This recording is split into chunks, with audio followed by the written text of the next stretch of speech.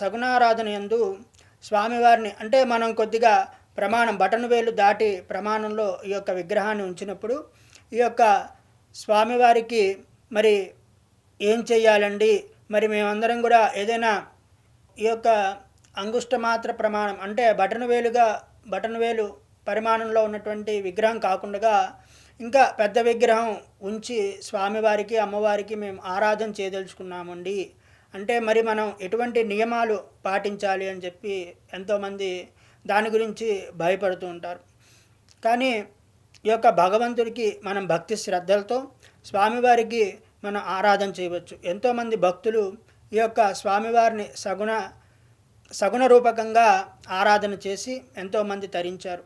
కావున సగుణముగా అంటే స్వామివారి కళ్యాణం చేయడం కానివ్వండి, అలాగే స్వామివారికి అభిషేకం చేయటం ద్వారా ఈ విధంగా సగుణంగా అంటే మనం మనస్ఫూర్తిగా స్వామివారిని అర్చన చేయడం జరుగుతుంది.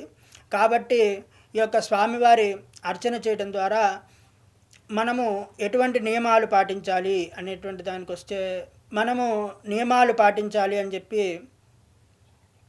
భక్తులందరూ కూడా అనుకుంటుంటారు. అంటే మాంసాహారం తీసుకుంటామండి, మేము నియమంగా ఉండలేము అని అనుకుంటుంటారు. అయితే మనకి ఈ యొక్క వేద ప్రమాణంలో చెప్పబడింది ఏంటనగా ఈ యొక్క దైవ రుణము, ఋషి రుణము, అలాగే పితృరుణము, భూత రుణము అంటే భూతములు అంటే పంచభూతముల యందు కూడా ఈ యొక్క భగవంతుడు ఉన్నాడు. కాబట్టి మనము ఏవైతే కూడా ఈ యొక్క స్వామివారికి నివేదన చేసి ఆ యొక్క ప్రసాదమును భూతబలిగా అంటే ఆ యొక్క జీవములు అంటే పంచభూతముల నుంచి వచ్చినటువంటి ఆ యొక్క జీవములు కాకి కానివ్వండి లేదా కుక్క కానివ్వండి ఎటువంటి జీవాలకైనా కూడా మనము ఆ యొక్క భగవంతుడికి నివేదన చేసినటువంటి ఆహారాన్ని భూతములకు దయతో ప్రతిరోజు కూడా ఈ యొక్క పంచయజ్ఞముల్లో చెప్పబడిందనమాట. ఈ యొక్క భూత దయ చూపమని చెప్పి మానవులందరికీ కూడా తెలియజేయటం జరిగినది.